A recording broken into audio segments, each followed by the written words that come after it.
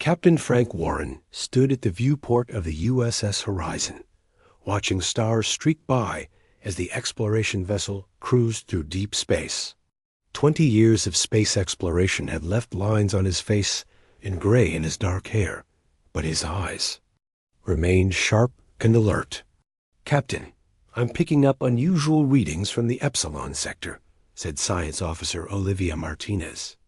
Her fingers moved quickly across her console as she analyzed the data. "It appears to be artificial in origin. Definitely not natural." Warren moved to her station and looked over her shoulder. "How far?" "About 6 hours at our current speed."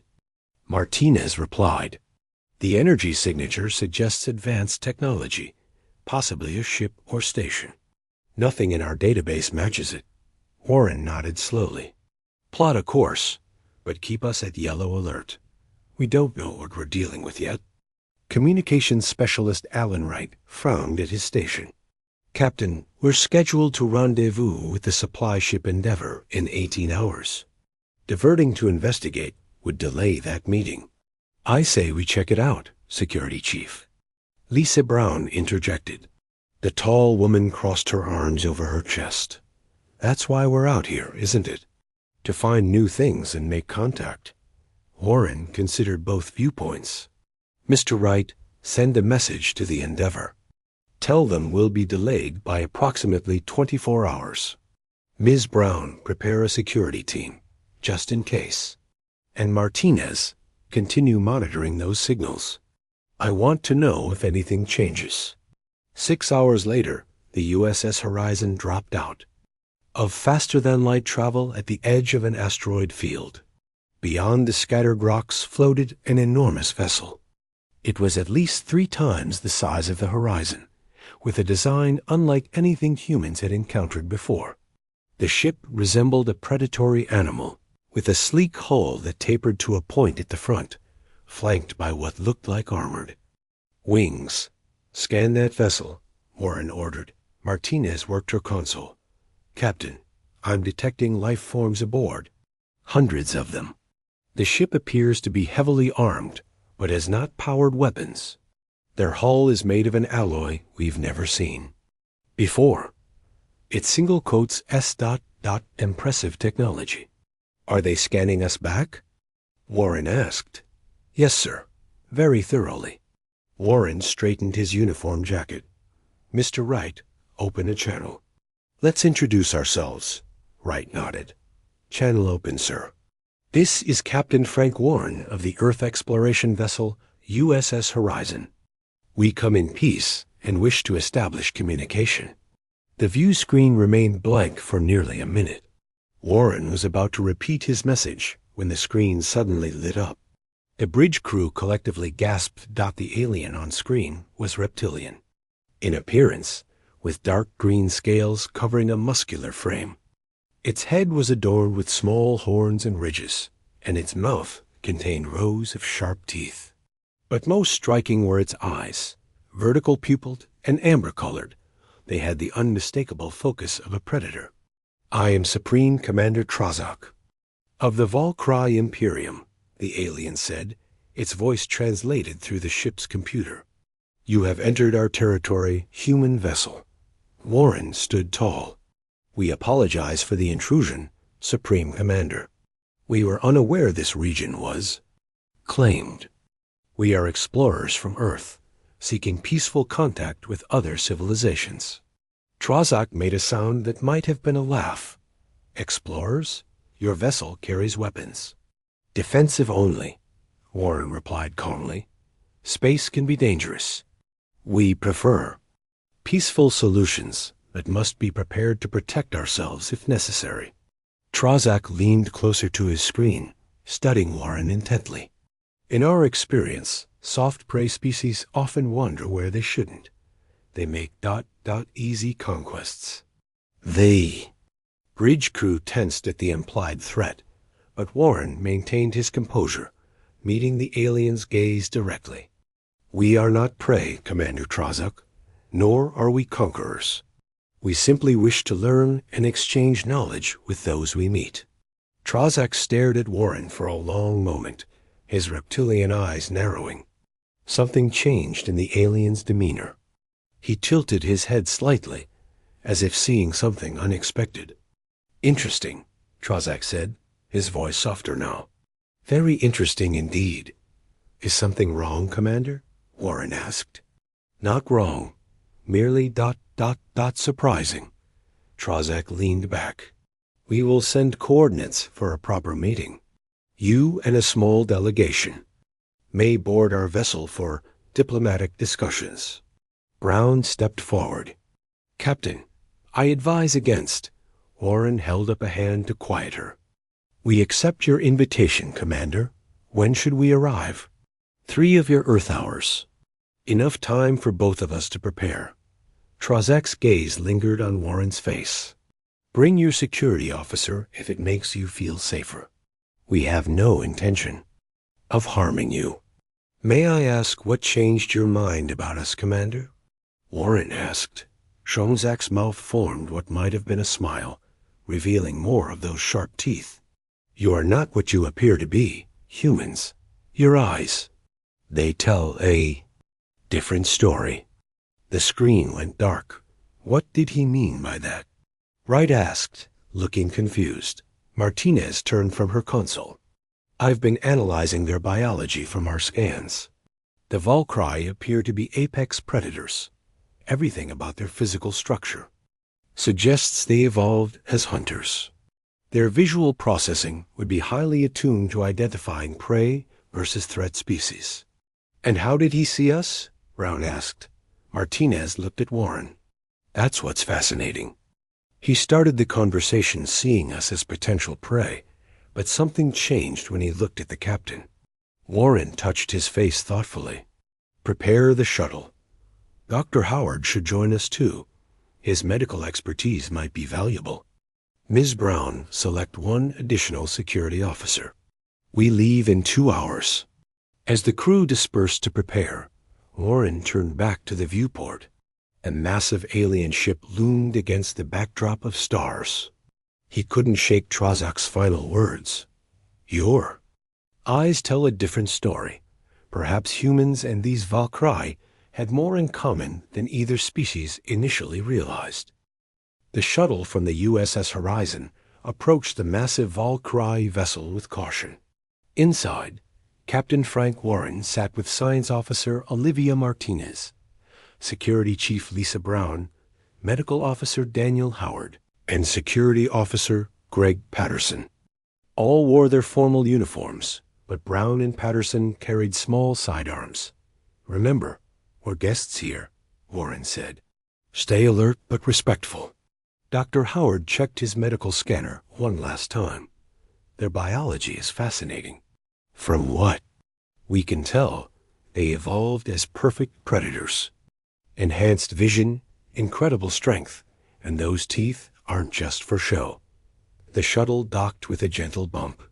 The airlock cycled, and the door slid open to reveal 2 tall Valkyrie warriors in ornate armor. Their amber eyes scanned each human. Carefully. "Follow," one said simply. The humans were led through wide corridors lined with what appeared to be battle trophies and military decorations.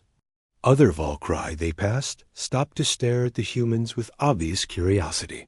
They arrived at a large chamber with a round table. Supreme Commander Trazak stood at the far side, but he wasn't alone. Several other alien species were present, each looking as dangerous as the Valkyrie in their own way. "Captain Warren," Trazak said, "welcome aboard the Dominant Claw. May I present representatives of the Apex Concordat." Trazak gestured to each alien in turn.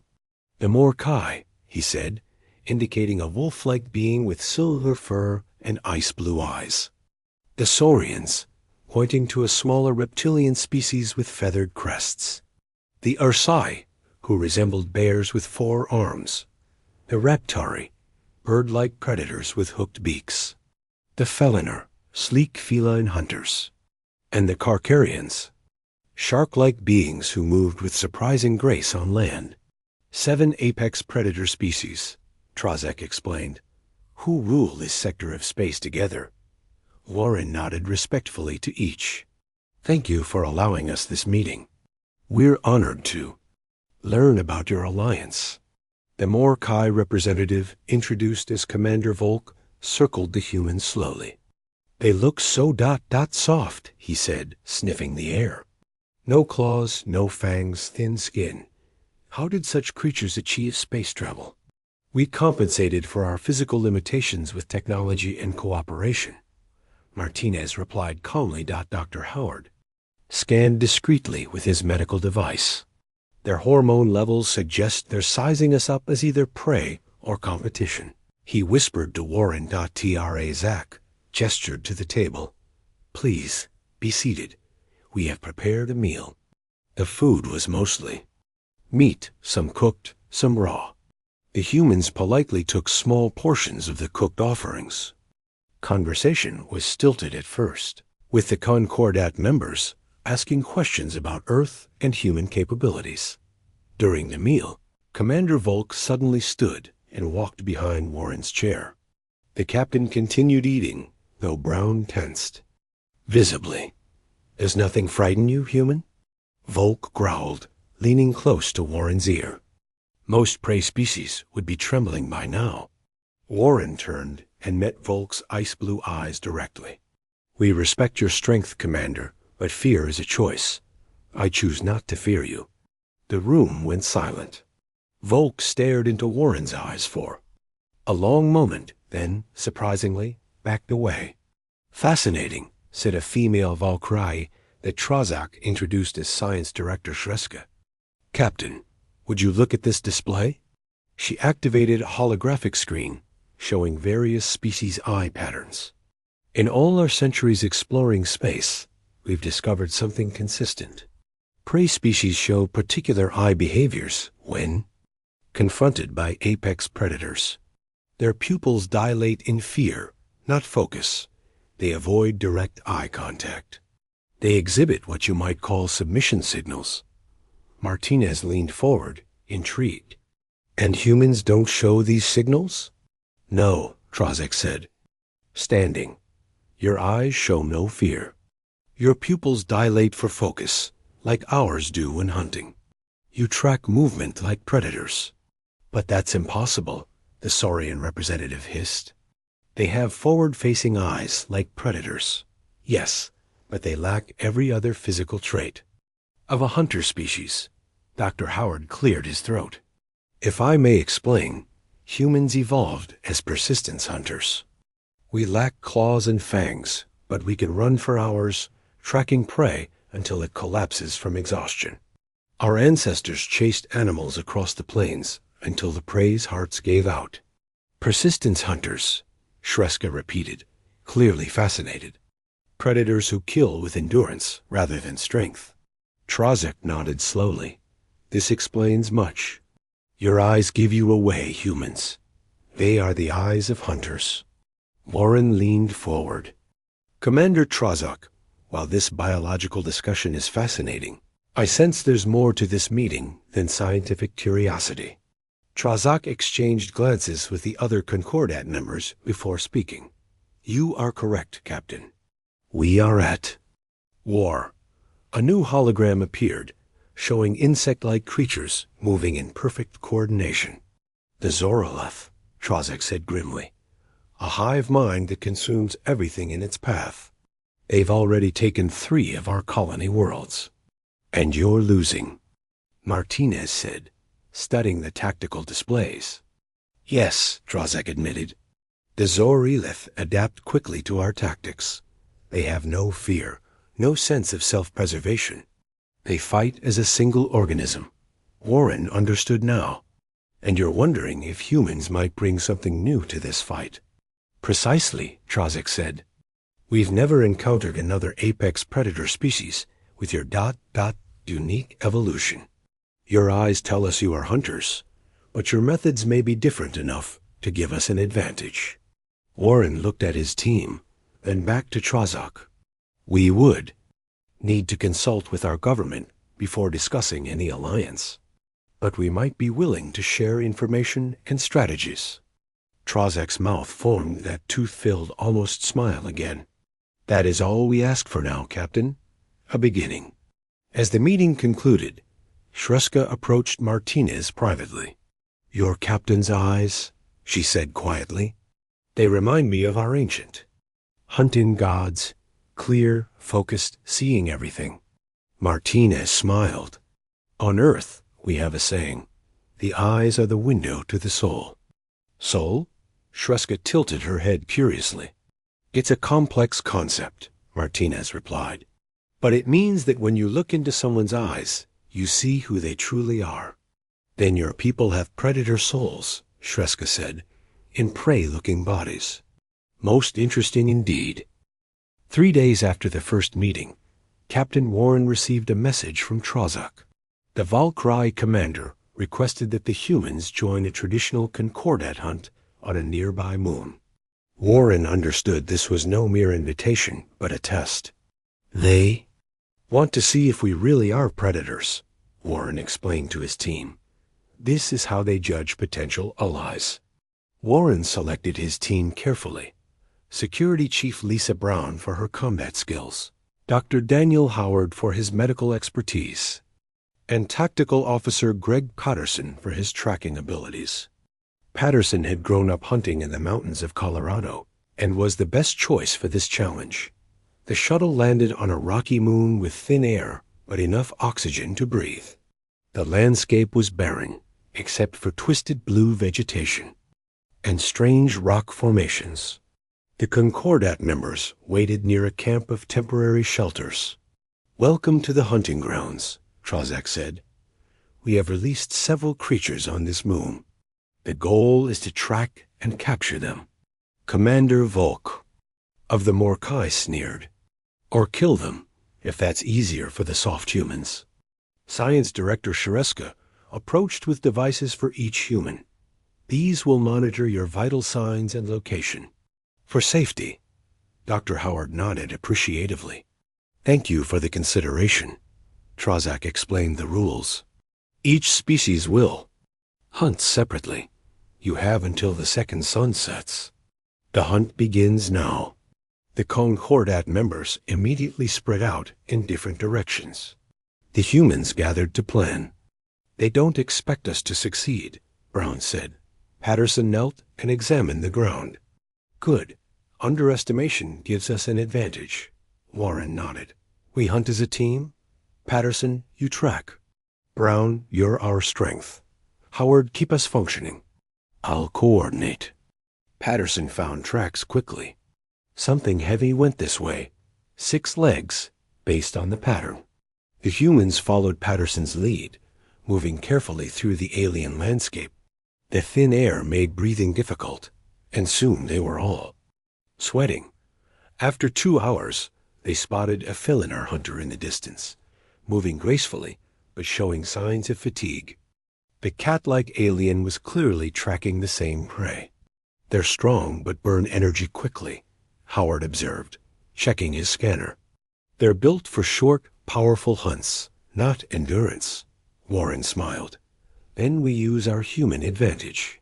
We keep going when others need to rest. They continued following the tracks, maintaining a steady pace. When the Filinar stopped to rest, the humans pressed on, eventually overtaking the alien predator. Patterson held up his hand. We're close. It's resting in that cave. The creature was massive, resembling a rhinoceros with 6 legs and a spiked tail. It had thick armored skin and looked dangerous. How do we capture something that size? Brown asked. Warren studied the terrain. We don't outmuscle it. We outsmart it.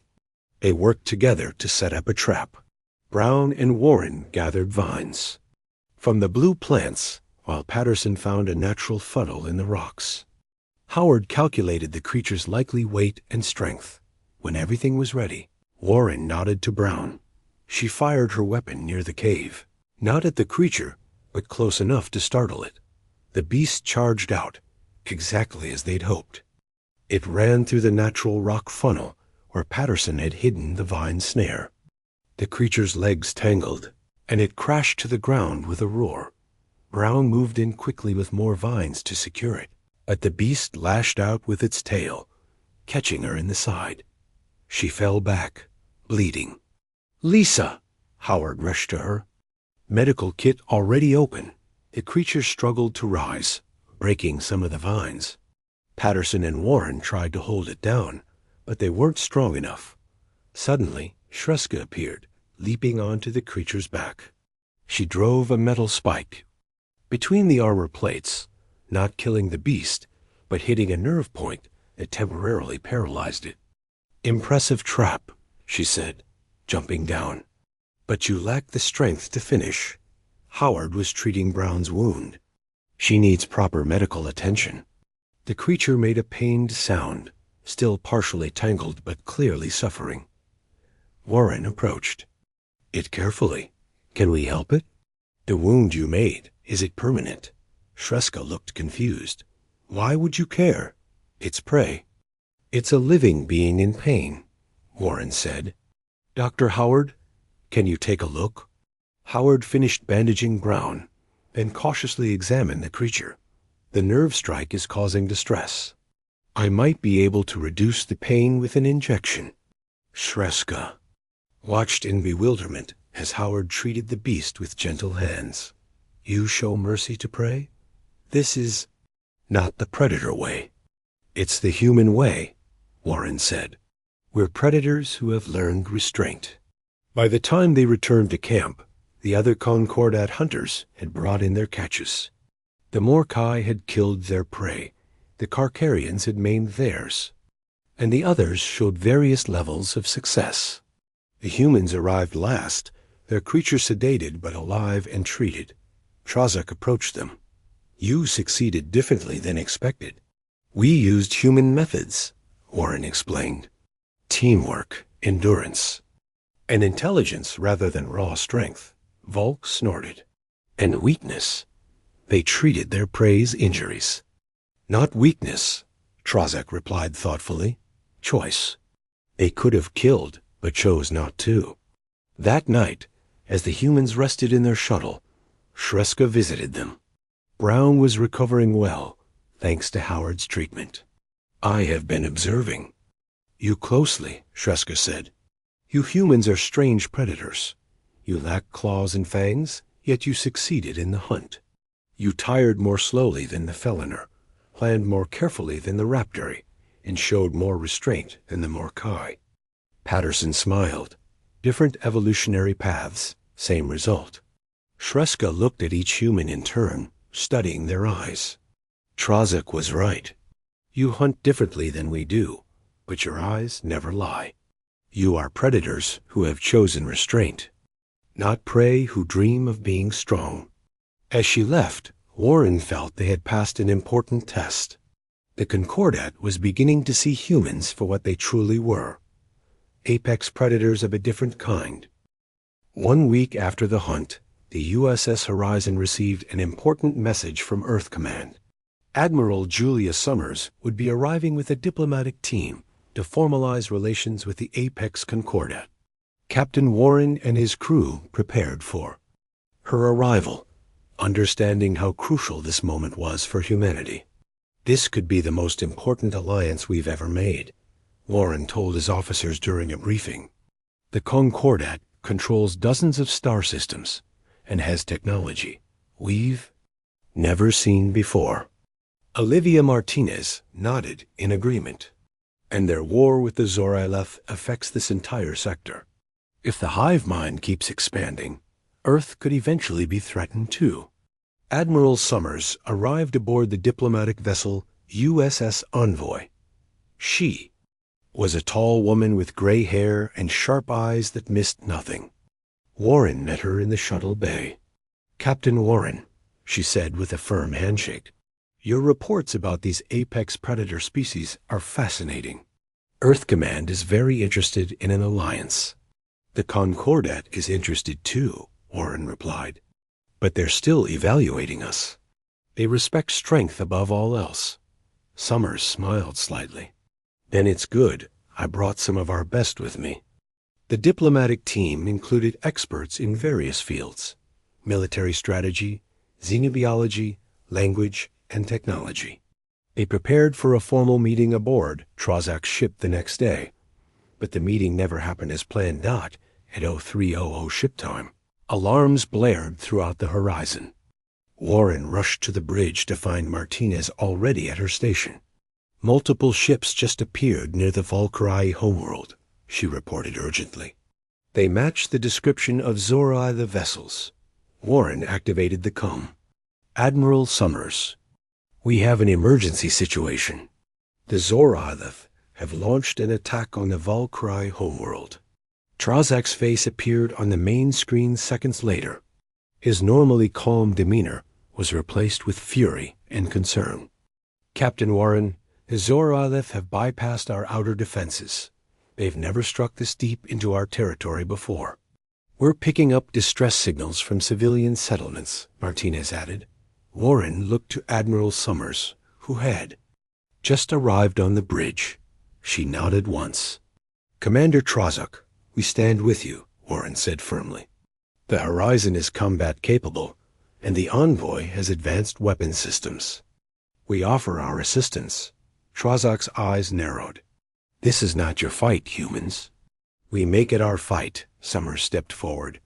"Consider this the first act of our alliance." The Horizon and Envoy joined the Concordat fleet as they rushed to defend the Valkyrie homeworld. The Zorloth had deployed dozens of ships and were targeting civilian areas along with military installations. "Their strategy makes no sense," Patterson said from the tactical station. "They're ignoring valuable military targets to attack population centers. They're not fighting a war," Warren realized. "They're feeding. The Zoroloth consume resources including people." The human ships moved into formation with the Concordat vessels. Warren noticed immediately that while the alien ships were powerful, they fought as individuals, each captain seeking their own glory in battle. "Admiral," Warren suggested, "if we coordinate the fleet's movements, we could be more effective." Summers agreed. "Open a channel to all Concordat vessels." When some captains resisted taking orders from humans, Trazak intervened. "The humans see patterns we miss. Listen to them." Under the coordinated strategy, the combined fleet began to push back the Zorileth. The human ships focused on protecting civilian evacuation ships, which surprised the Concordat commanders. "Why waste firepower on defense?" Commander Volt demanded over the comm. "Because saving lives is as important as destroying the enemy," Summers replied calmly. During the battle, Shreska's ship took a direct hit to its engines. It began drifting toward a swarm of Zoroloth vessels.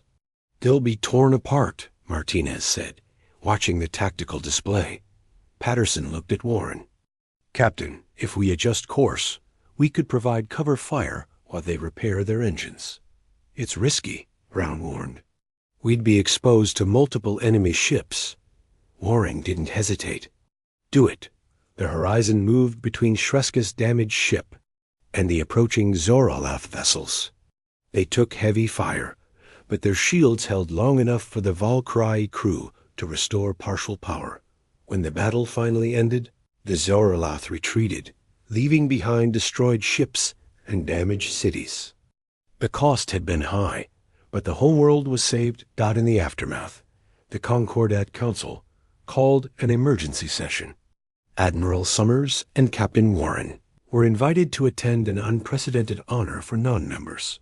The council chamber was a circular room with raised seats for each species' representatives. Trazak stood in the center, beside Summers and Warren. "Today we witnessed something unexpected," Trazak addressed the council. "Humans fought not just with strength, but with strategy. They protected our civilians at risk to themselves. When Shreska's ship was damaged, they placed themselves in danger to save her crew. Shreska stepped forward. The humans fight like no predator species we have encountered. They coordinate rather than compete. They protect rather than abandon the weak." Commander Volk, who had been skeptical of humans, spoke next. "Their ships lacked the firepower of ours, yet they achieved more through their tactics. I was impressed. The Ursai representative raised all four arms. I propose a vote. Should humans be accepted as the eighth species of the Apex Concordat? The vote was unanimous. Admiral Summers bowed respectfully to the Council. Earth is honored to join your alliance. Together, we will stand against the Zorolath threat.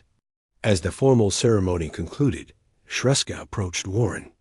Captain, I request permission to join your ship as a cultural exchange officer. One wish. To study human methods more closely. Warren smiled. We would be honored. Later, as they prepared to return to the horizon, Admiral Summers stood with Trozak, watching the stars through a viewport. Your people fought well today, Trozak said. But I am curious, why risk your ships for ours? We were not yet allies. Summers considered her answer carefully. Humans evolved as persistence predators. We don't have claws or fangs or venom. What we have is the ability to never, ever give up, especially when protecting others. Trozak's eyes studied hers. Your eyes show this truth. You are dangerous in a way we are only beginning to understand. 6 months passed quickly. The newly integrated human Concordat fleet prepared for their first major offensive against the Zorail. The flagship USS Defiant carried a mixed crew, with Frank Warren now promoted to Admiral and commanding the human. Contingent. The Defiant's bridge was a blend of human and Concordat technology. Warren sat in the command chair, reviewing battle plans. Around him, human and alien officers worked side by side at various stations. Admiral, the fleet reports ready, said Patterson, now a commander and tactical officer of the Defiant. Warren nodded. Signal all ships. We jump in 5 minutes. Science Director Shreska, now the Valkyrie liaison officer, stood beside Olivia Martinez at the science station. Over the past months, the two had developed new sensor technology by studying Valkyrie sensory capabilities. The result was a system that could detect hidden Zorolath hives. The sensors are calibrated to detect the unique electromagnetic signature of their neural network, Martinez explained to Warren. We should be able to find their colonies, even when they're trying to hide. Dr. Howard entered the bridge with Supreme Commander Trozak. The two had been working together in the medical bay. Admiral, our research has yielded interesting results. Howard said, the brain chemistry of humans and Valkyrie is surprisingly similar in the regions, responsible for pack bonding and protecting young. Trozak nodded. This explains much about your species' behavior in battle. You fight not just for victory, but for each other. Warren turned to the main view screen. All the more reason to succeed today. The Zorolath threatened everything we both hold dear. The fleet jumped to faster-than-light travel. When they emerged, they faced their target, a massive Zorolath staging area where the hive mind was building new ships and breeding warriors for their next invasion. Scan complete, Martinez announced. We're detecting at least 60 Zorolath vessels, plus ground installations. Patterson's eyes widened. That's more than twice our intelligence predicted. On the tactical display, Warren could see the Concordat ships hesitating. He opened a channel to the fleet. This is Admiral Warren. Yes, the enemy outnumbers us. But numbers aren't everything. We have something the Zorolath will never understand. Diversity of thought. Each species in our fleet brings different strengths and perspectives. Together, we are stronger than any hive mind. Shreska studied the tactical display. The Zorolath are moving to surround us. Traditional Concordat strategy would be to retreat and regroup. Warren shook his head. No, that's exactly what they expect. He pointed to a narrow region of space between two asteroid fields. If we hold position here, they'll have to come through this bottleneck to reach us. A hunting technique, Trozak realized, like driving prey into a trap. Exactly, Warren confirmed. Humans have been using this strategy since we hunted on the plains of Earth. The Concordat vessels formed a new formation based on Warren's plan. The smaller, faster ships acted as bait, drawing the Zoroleth swarm toward the bottleneck. The larger vessels waited on the other side, weapons ready. As the first wave of Zoroleth ships entered the narrow passage, Patterson gave the order. All ships fire. The combined firepower of the Concordat fleet tore through the enemy vessels. Unable to maneuver in the confined space, the Zoroleth ships crashed into each other, creating even more chaos. "It's working," Martinez said. "The hive mind can't coordinate effectively when they're bunched together like this." But the Zoroleth adapted quickly. The remaining ships pulled back and began firing at the asteroid field itself, trying to clear a wider path. "They're learning," Shreska warned. Warren smiled. "Good, now for Phase 2. While the main fleet held the Zoroleth attention, smaller teams led by Patterson and Shreska had slipped away in stealth vessels. They now approached the main Zoroleth. "Hive ship from behind." Patterson's voice came through the comm. "Strike team in position, Admiral." "Execute," Warren ordered. The strike teams planted specialized devices on the hive ships, developed by Martinez and Shreska. These devices emitted signals that disrupted the Zoroleth neural network. On the bridge, they watched as confusion spread through the enemy fleet. Ships began moving erratically, some firing on their own allies. Disruption is working," Martinez reported. "Their coordination is breaking down." "All ships advance," Warren commanded. "Target their command vessels." The battle that followed was decisive. Without their hive mind advantage, the Zoroloth could not match the combined might of the Concordat species. One by one, their ships were disabled or destroyed.